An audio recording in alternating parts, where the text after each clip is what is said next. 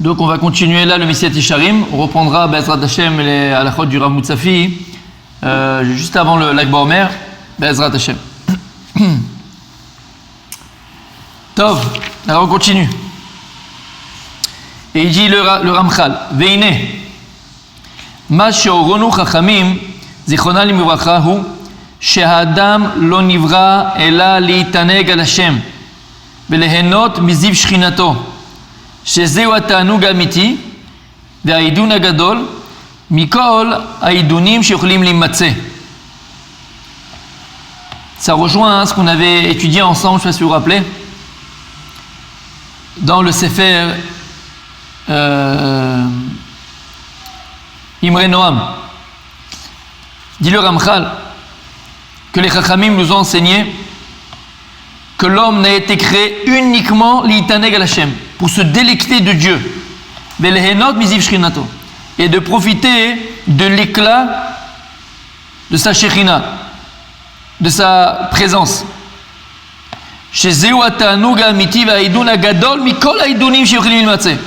Parce que c'est la plus grande délicatesse et le plus grand plaisir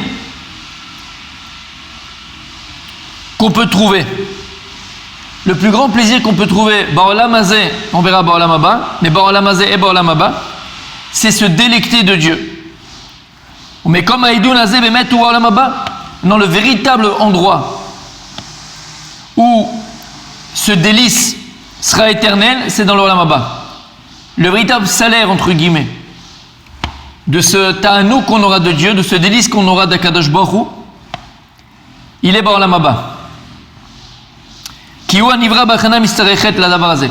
Pourquoi? Parce que l'Olam Haba il a été créé pour cela, pour qu'on puisse éternellement profiter de la Shekhinah, de la présence divine.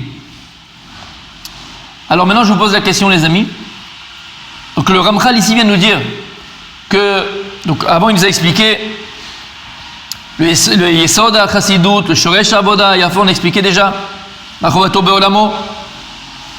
Et maintenant, il nous dévoile que les Chachamim nous ont appris que l'homme, pourquoi il a été créé? Pourquoi l'homme a été créé? Ah, c'est une question existentielle.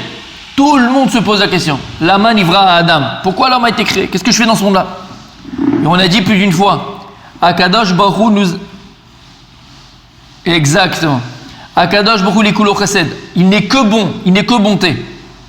Et la bonté de Dieu, elle est débordante. Elle est tellement bonne qu'elle déborde.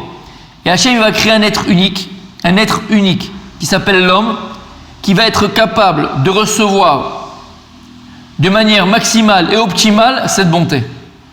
C'est la seule création, la seule créature qui va être capable de recevoir au maximum cette bonté de Dieu, c'est l'homme. Et disent c'est la raison pour laquelle tu as été créé.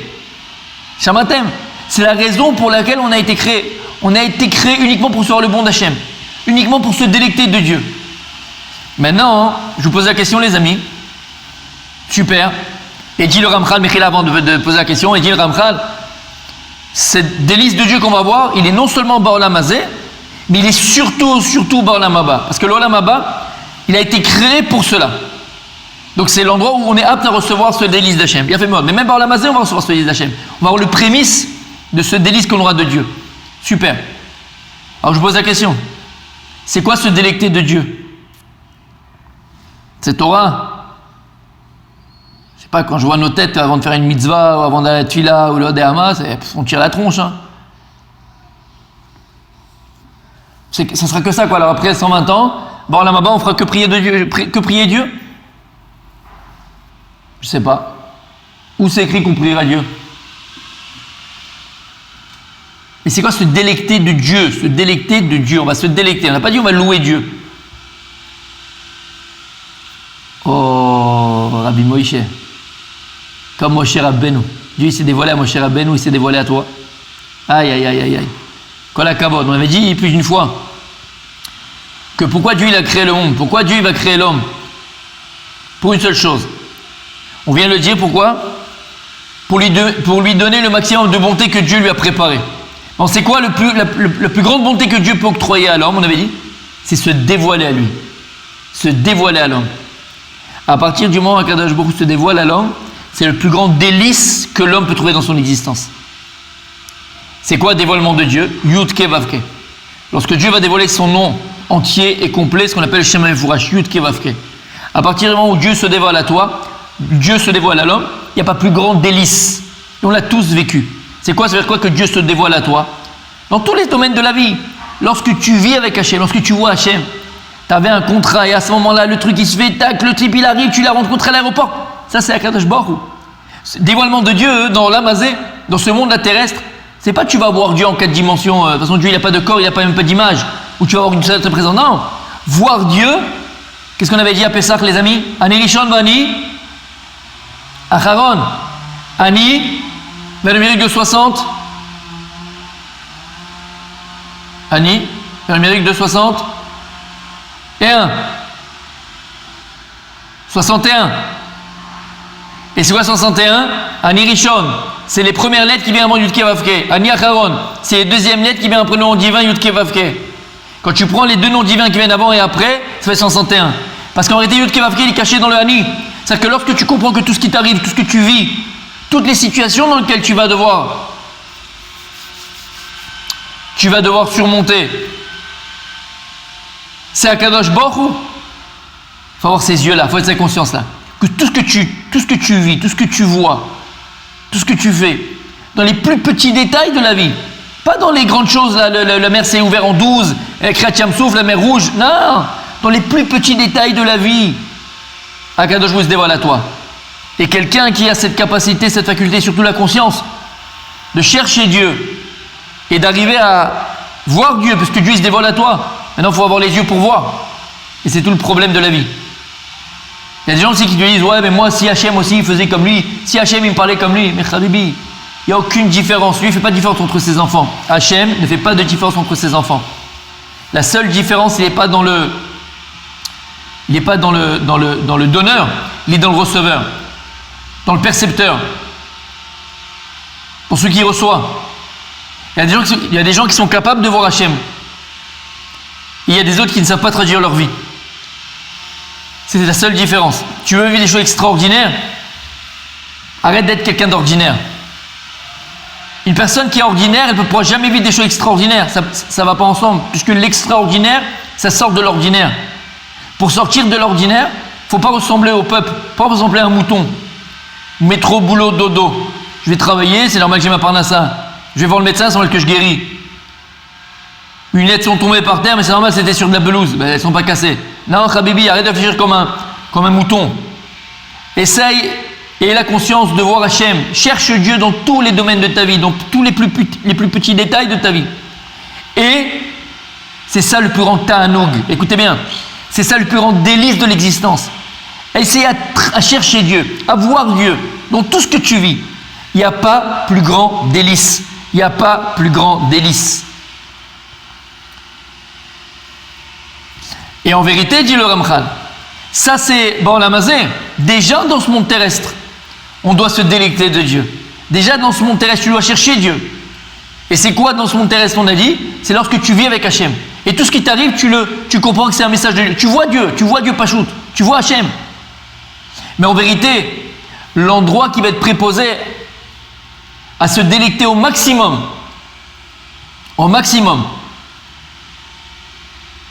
du dévoilement de Dieu, c'est dans l'Olam Haba.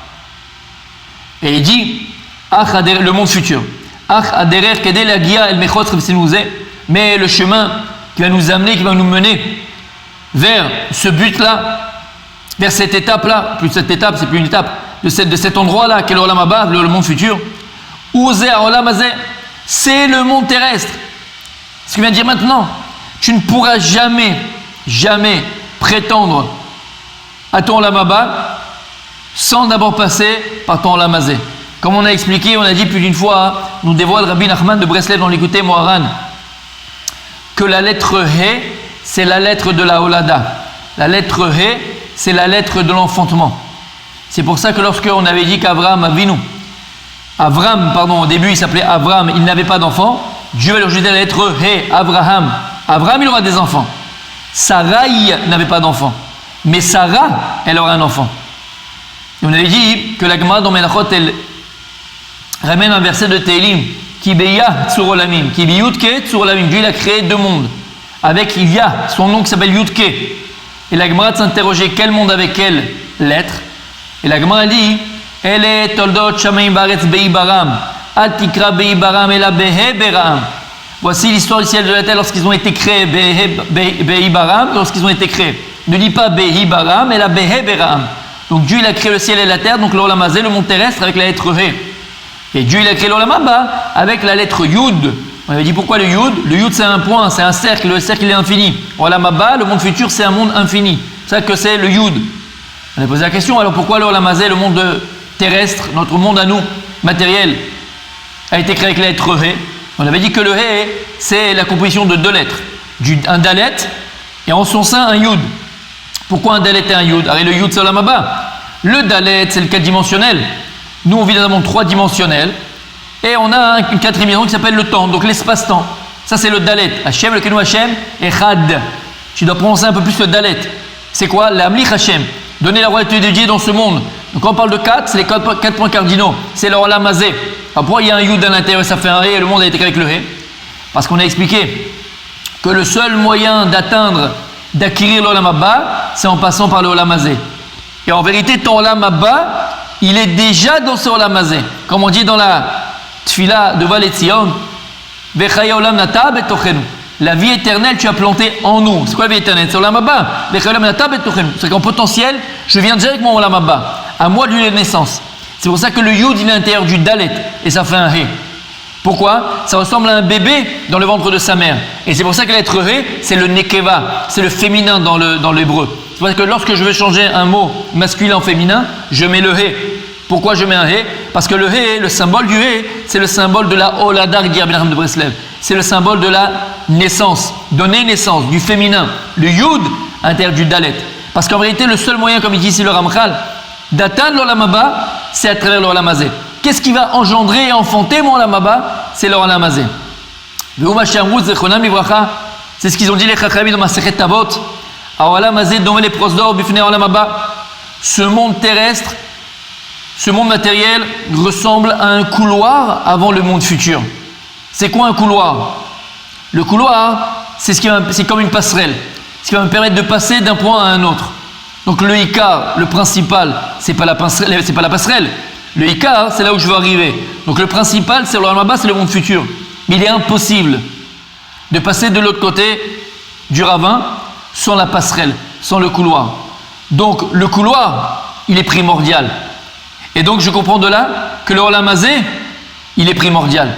C'est pour ça, les amis, qu'il faut chérir l'Olam Hazé. Il faut chérir ce monde matériel. Il faut chérir ce monde dans lequel nous vivons. Il faut le chérir. Alors dans quel sens il faut le chérir? Ça, il faut le comprendre. Pour comprendre dans quel sens il faut le chérir, on va ramener l'histoire du Gaon de Vilna. Le Gaon de Vilna, il était sur son lit de mort. Tous ses élèves étaient autour de lui. Et tout d'un coup, il s'est mis à pleurer. Pleurer comme un bébé. Et les Talmidim ne comprenaient pas pourquoi il pleurait autant. Ils ont dit, Rabbi, qu'est-ce qui se passe? Il y a quelque chose à te reprocher? C'est pas possible. Toi, le Gaon de Vilna, qu'est-ce qui se passe? Pourquoi tu pleures? Et il s'est mis à embrasser ses tzitzit. Il a commencé à embrasser ses tzitzit. Il a dit, vous ne comprenez pas? Dans ce monde-là, avec 10 shekels, je pouvais acquérir le monde futur. Maintenant, dans le monde dans lequel je vais, tout l'or du monde ne pourra plus m'acheter de mitzvot. C'est-à-dire que l'Olam Hazé, il le chérissait. Les Chachamim, les Tzadikim, ils chérissent ce monde matériel. Ils chérissent l'Olam Hazé. Ils le chérissent. Pourquoi? Parce qu'ils ont compris à quoi il sert. Ils n'ont pas été dans ce monde-là. Ils ont compris que ce monde-là n'est pas là pour qu'on en profite de manière erronée. Je vais profiter de la vie. L'épicurisme, l'hellénisme, mangeons et buvons parce que demain nous mourrons. Ils ne vont pas chercher les plaisirs simplement de la luxure, les plaisirs matériels, les plaisirs du corps. Ils le chérissent pour une autre raison. Ils chérissent la matière, oui, par la matière. Ils chérissent l'Olam Hazé. Ils ont compris qu'il n'y a que ce moyen-là que Dieu nous a donné pour acquérir notre Olam Haba. À travers le corps que Dieu m'a donné. Je vais mettre mes tefilines, je vais faire ma chesed, je vais faire des actes de bonté, je vais faire des mitzvot, à travers ma conscience, à travers tout ce que Dieu m'a donné, je vais pouvoir acquérir, faire des mitzvot, le servir béhémet. et c'est le servir avec la matière. Je prends un loulav, un etrog, c'est de la matière. J'y lis à la Torah, c'est de la matière. Avant de manger, je fais des brachot, c'est de la matière. Mais cette matière-là, j'ai compris que c'est pas un but, mais c'est un moyen. Et le moyen, c'est de me faire atteindre le Olam Haba.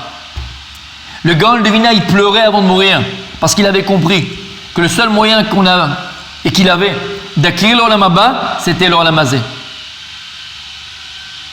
Et c'est ce qui leur a permis en vérité de ne pas faire un tachlif, comme on dit, de ne pas faire un échange, et de prendre la passerelle pour le principal, de ne pas prendre la passerelle, de ne pas prendre le couloir pour le Olam Haba, de ne pas croire que il y a des gens qui se confortent dans le couloir. Le type il est dans le couloir, et puis il va repeindre 50 fois le couloir, il va s'acheter des canapés dans le couloir, il va se faire sa petite vie dans le couloir, en pensant qu'il sera éternel dans le couloir. Mais comme on vient de dire, un couloir c'est juste un passage.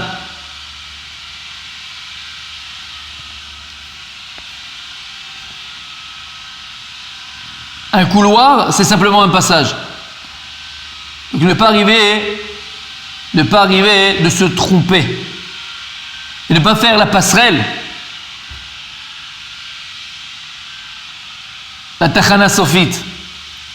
Ne pas faire de la passerelle un but. Maintenant, dit donc le Ramchal que le véritable endroit de l'Enod Biziva Shrina, de profiter de cette présence divine, c'est le Olam Haba.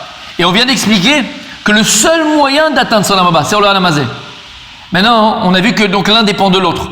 L'un dépend de l'autre. Mon Olam Haba dépend de mon Olam Hazé. Mon monde futur dépend de mon monde terrestre. On avait mentionné et rappelé ce que nous enseigne le Rav Dessler, quelque chose d'extraordinaire. Parce qu'en vérité, pourquoi c'est comme ça? Pourquoi il va falloir que je m'efforce et que je fasse béhémet des efforts? Béhémet des efforts dans ce monde-là. Parce que c'est le seul moyen que j'ai d'atteindre mon Olam Haba, d'acquérir mon Olam Haba. Donc il faut chérir ce monde-là. Pourquoi c'est tellement important? Dit le Rav Dessler, écoutez bien. Après 120 ans, je vous avais déjà dit ça. Après 120 ans, qu'est-ce qui reste de nous, les amis? Vous pouvez répondre. Hein. Là, si on les a laissés, donc ils ne viennent pas avec nous. J'ai dit, qu'est-ce qui reste? Qu'est-ce qu'on prend avec nous alors, plutôt? Après 120 ans, qu'est-ce qui reste de nous après? C'est-à-dire pas dans ce monde-là. Qu'est-ce qui reste de nous, Olam Haba? Nos mitzvot. D'accord, mais c'est pas nous. C'est pas nous. Qu'est-ce qui reste de nous? Quand je parle de nous, de mon moi, de ma personne. Qu'est-ce qui reste de ma personne? Les mitzvot, c'est les choses que j'ai accomplies. Ça, c'est ici. Il reste en bas pour Triat HaMetim. Je parle après Olam Haba. Comment je serai? Qu'est-ce que je serai? Il n'y a plus de corps Olam Haba. Donc, qu'est-ce que je serai? Ça, tu l'as laissé Olam Hazé. Je te parle après avec toi. Qu'est-ce que tu prends avec toi? Qu'est-ce qui va rester de toi? Une personne, elle décède à 120 ans. 120 ans, la personne, elle est partie. On l'enterre. Le corps, il n'est plus là. Qu'est-ce qui reste d'elle? Alors, on est Ma'ami Bnei Ma'aminim, qu'après la mort, il y a encore la vie. Et c'est la vie éternelle. Ok, super. C'est quoi ça? C'est quoi? C'est une neshama. Il a fait. Ça, c'est mes valises de srout. C'est mes valises de mérite. Je les pose sur la table du comptable. Je dis voilà, vas-y. Maintenant, donne-moi ma chambre. Donne-moi ma maison. En fonction de la Torah et les mitzvot. Maintenant, qu'est-ce qui reste de moi, de ma personne, de ce que j'étais dans ce monde-là? J'étais bien quelqu'un. J'ai pas entendu? Attendez, il y a plein de choses qui étaient dites. Les valeurs qu'on a transmises. Ok, mais ça, c'est ce qui reste ici. Encore une fois, qu'est-ce que je prends? Qu'est-ce que je serai? Olam Haba. Puisqu'il n'y a plus de corps là-bas. Alors, qu'est-ce qu'on est? T'as dit une neshama, mais c'est très, très, très, très... Étincelle divine. C'est quoi tout ça? Ça veut dire quoi une étincelle divine? Je ne comprends pas. Moi, je veux comprendre. Qu'est-ce qui restera de moi? Emet, mais qui restera de moi? Regarde, Rabbi Moshe, je te parle. T'existes. Hachem Ishmor. Quoi, rien du tout.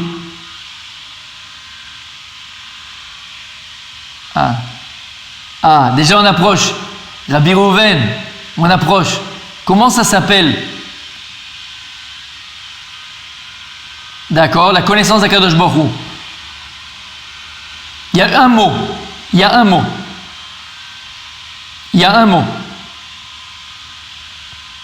Non, tu as parlé de connaissance d'Akadosh Baruch Hu. Reste dans ça.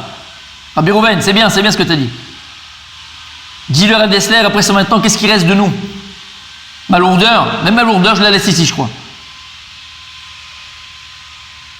On espère, ouais. Par contre, petite parenthèse, je vous avais dit déjà, c'est pas pour foutre les boules, mais bon, moi je me suis toujours posé la question, est-ce qu'après 120 ans, on retrouve notre femme là-haut? Ou bien on est séparés, chacun dans son coin Eh bien, il y a une réponse, je l'ai trouvée, Baruch Hashem, dans le Or HaMekadosh à la Torah, dans un pasuk de la Torah. Le Or HaMekadosh, il dit après 120 ans, Khabibi, que tu le veuilles ou pas, on sera encore avec notre femme. Donc, je me permets de le dire, il faut mieux régler les problèmes ici parce que là-bas, ils seront éternels, quoi. Si c'est la galère ici, les gars, il vaut mieux les régler avant de partir parce que là-bas, ils sont éternels. Hein. La galère, non. Qu'est-ce qui reste sa femme. Non, qu'est-ce qui reste de nous? Dis-le Rav Dessler, vous l'avez dit, connaissance de Dieu, tout ça, il y a fait, mais il y a un seul mot. Dis-le Rav Dessler, notre conscience. Je serai conscience. On sera conscience. On sera uniquement pensée, uniquement conscience. Et cette conscience, dit le Rav Dessler, que tu auras après 120 ans, c'est celle que tu auras acquis dans ce monde terrestre. C'est-à-dire que la conscience que tu vas avoir de Dieu dans ce monde-là, c'est elle qui va te suivre dans Olam Haba. Et c'est grâce à elle, ce sera elle le récepteur de la Ziva Shrina. Quand on te dit qu'on va profiter de dévoilement de Dieu, en vérité, ça va dépendre du réceptacle, du récepteur. C'est qui? C'est nous. C'est-à-dire, plus notre conscience de Dieu dans ce monde-là, elle était vraie, elle était sincère, plus je serai apte à recevoir véritablement ce Ziva Shrina, cette présence de Dieu, c'est vraiment de Dieu. Mais si jamais, dans ce monde-là, je n'ai pas cherché à comprendre Dieu, je n'ai pas cherché à voir Dieu, je n'ai pas cherché à avoir conscience de Dieu, malheureusement, c'est exactement dans cet état-là que je me retrouverai après 120 ans dans Olam Haba. Et lorsque maintenant il y aura des dévoilements de Dieu, qu'il y aura des ondes qui vont être transmises comme ça de Dieu pour que je le comprenne, le type qui n'a pas eu de conscience de Dieu, qui n'a pas travaillé sa conscience de Dieu par la mazé, là-bas, ça ne sera pas un réceptacle. Ça ne pourra pas être un récepteur. Il sera comme un bim pendant éternellement. Un bim éternellement. Ce sera comme ça, il ne comprendra pas ce qui se passe. D'où on apprend ça, entre autres, la camarade de Maseret Makot avec Yehuda. Il dit que Yehuda, lorsqu'il était avec la faute qu'il a eue avec la vente de Yosef Hatzadik, Vechoulé. Là-bas, il y a écrit qu'au début, ses ossements, donc à cause de cela, ses ossements, il bougeait dans le cercueil. Jusqu'à qu'ils ont prié pour lui. Moshe il a prié pour lui et ses ossements se sont arrêtés. Et après, il est monté donc là-haut, mais il ne comprenait rien à ce qui se passait. Il ne comprenait rien. Il était à la Yeshiva Shelma, là, il ne comprenait rien. Entre guillemets, pourquoi? Parce qu'il a eu, à son niveau à lui, Yehuda, à son niveau, il y a eu un problème dans la conscience de Dieu par rapport à la faute qu'il a fait par rapport à Yosef Hatzadik. Donc de là, qu'est-ce qu'on voit? Il dira après 120 ans, ce qui reste de nous, c'est notre conscience. Donc travaille ta conscience d'Hachem. Si tu ne la travailles pas dans ce monde-là, tu ne pourras pas l'acquérir dans l'Olam Haba, parce que tu vas avec cette conscience-là. Et si tu as toi travaillé dans ce monde-là, la conscience de Dieu, comprendre Dieu, essayer de chercher Dieu, et tu as une véritable conscience, et pas une conscience erronée de la vie, pas une conscience éphémère de la vie, pas une conscience falsifiée de la vie, parce que si tu as une conscience falsifiée de la vie, c'est comme ça que tu la verras là-bas. Mais au contraire, tu t'es travaillé, alors cette conscience de Dieu, ça sera le moyen de recevoir ce dévoilement de Dieu. Donc pourquoi j'insiste beaucoup? Parce que c'est pas moi qui l'insiste, c'est le Ramchal. Donc le seul moyen, le seul moyen qu'on aura, Bezrat Hashem, après 120 ans, être Néhéné Meziva Shrina, de profiter de la présence divine, du dévoilement de Dieu, le seul moyen qu'on aura, ce sera Bezrat Hashem, c'est Baruch Hashem en Olam Hazé. De s'investir complètement et entièrement dans ce monde terrestre. Ça veut dire quoi s'investir, comme on a dit? S'investir véritablement dans ce qui est essentiel. Dans ce qui est essentiel. N'oubliez pas que ce monde-là, c'est la lettre Hé, et la lettre Hé, il y a un Dalet et un Yud à son intérieur, comme un bébé. C'est à nous d'enfanter l'Olam Haba. C'est à nous d'enfanter notre Olam Haba. Yafé Meod. On continue demain, Bezrat Hashem, le Ramchal.